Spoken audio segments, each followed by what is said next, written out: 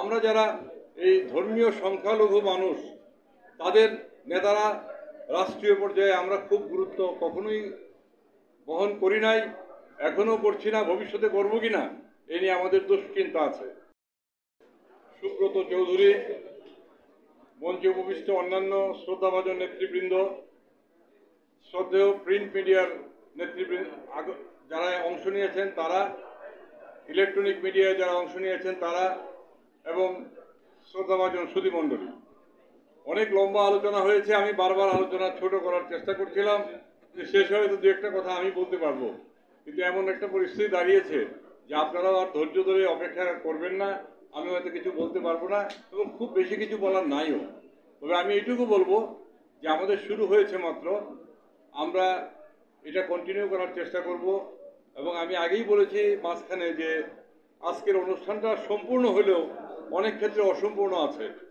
এদেশে যারা সাম্প্রদায়িক সম্প্রীতি রক্ষার সাথে জড়িত তাদের একটা প্রধান অংশ হচ্ছে সংখ্যাগুরু অংশ, যারা জাতীয় রাজনীতিতে গুরুত্বপূর্ণ ভূমিকা রাখেন, বিশেষ করে মুসলিম নেতৃবৃন্দ। আমরা যারা এই ধর্মীয় সংখ্যালঘু মানুষ, তাদের নেতারা রাষ্ট্রীয় পর্যায়ে আমরা খুব গুরুত্ব কখনোই বহন করি নাই, এখনো করছি না, ভবিষ্যতে করব কিনা এ নিয়ে আমাদের দুশ্চিন্তা আছে। কাজেই আমরা সবাইকে নিয়ে অনুষ্ঠান করব।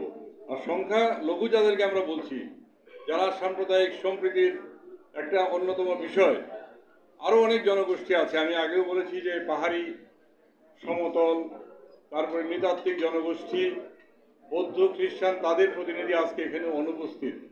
আমরা তাদেরকে নিয়েও অনুষ্ঠান করব। আমি ধন্যবাদ জানাবো আজকে আমাদের এই অনুষ্ঠানটি কিছুটা সফল করার জন্যে। আমি মনে করি কিছুটা প্রতিষ্ঠান হিসাবে আপনারা হয়তো ভালোও মনে করতে পারেন, আশা করি ভালোই মনে করবেন। এর জন্য গুরুত্বপূর্ণ ভূমিকা রেখেছেন আমাদের কাগজি ভাই, তার প্রতি আমাদের গভীর কৃতজ্ঞতা থাকবে। প্রেস ক্লাবে এসে এই আপনাদের এত মিডিয়ার সামনে আমরা কথা বলতে পারছি, এর জন্য অবশ্য বৈষম্য বিরোধী যে আন্দোলন হয়েছে, দেশ যে নূতন পর্যায়ে এসছে, তাতে যারা শহীদ হয়েছেন, যারা আন্দোলন করেছেন, যারা আহত হয়েছেন, তাদের অবদান শিরোধার্য।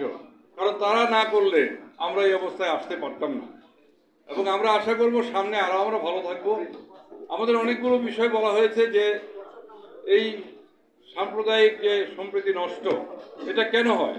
এটার প্রধান কারণটা হচ্ছে রাজনৈতিক। এটা কোনো সম্প্রদায়ের কারণ না, রাজনৈতিক হাতিয়ার হিসেবে ব্যবহার করার জন্য এই ঘটনাটা ঘটে। এবং তারপরেও বলবো, যারা নাকি সরকার পরিচালনা করেন, বিভিন্ন সময় করেছেন, এখনো করবেন, ভবিষ্যতেও করবেন, তারা কিন্তু মাঝে মধ্যেই এই যে ধর্মীয় সংখ্যালঘু মানুষের যে দাবি, তাদের যে অধিকার, তাদের যে মর্যাদা, এই সম্বন্ধে অনেক সময়ই তারা একটু নিষ্ক্রিয় থাকেন।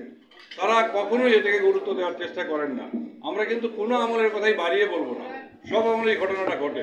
এবং আজকে যে সংখ্যা, এই যে বৈষম্য বিরোধী সরকার, অন্তর্বর্তীকালীন সরকার এসছে, আপনারা আশ্চর্য হবেন যে যাদের এই যে কিভাবে বুঝবেন।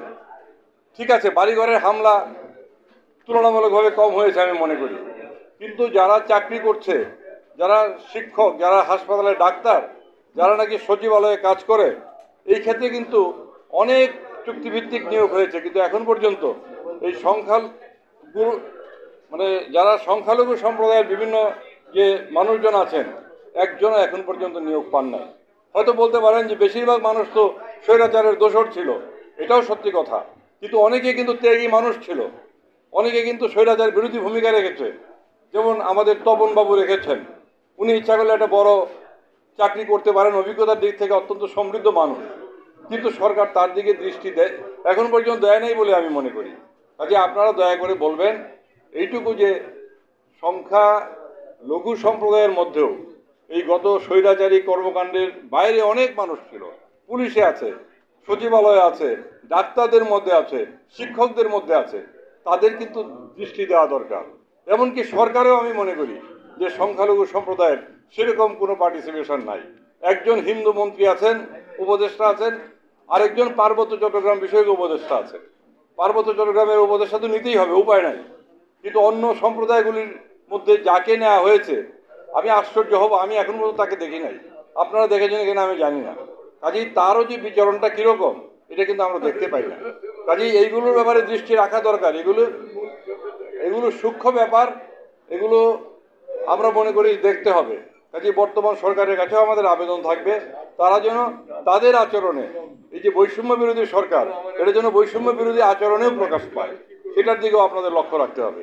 আমি এখানে যারা উপস্থিত হয়েছেন সবাইকে অনেকক্ষণ ধরে আমাদেরকে সুযোগ দিয়েছেন, আন্তরিকভাবে কৃতজ্ঞতা এবং অভিনন্দন জানিয়ে আমার বক্তব্য শেষ করতে চাই এবং ভবিষ্যতে আপনাদের সাথে আবারও দেখা হবে এই আশা ব্যক্ত করতে চাই।